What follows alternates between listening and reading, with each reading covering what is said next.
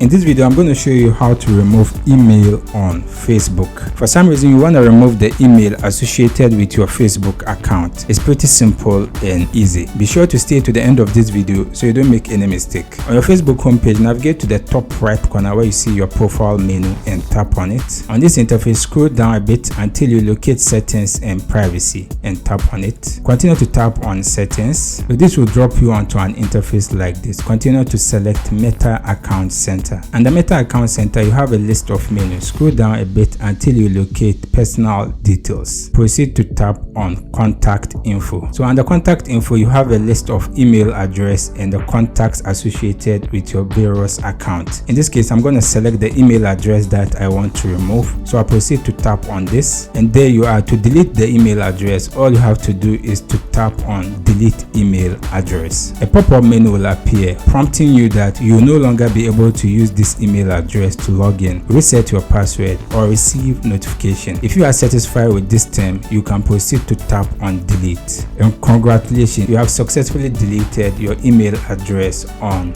Facebook. As I said, it's pretty simple and easy. If you have any question, you can leave it in the comment section. I'll do my best to attend to you. If you enjoyed this video, consider check out our next video. See you in the next video.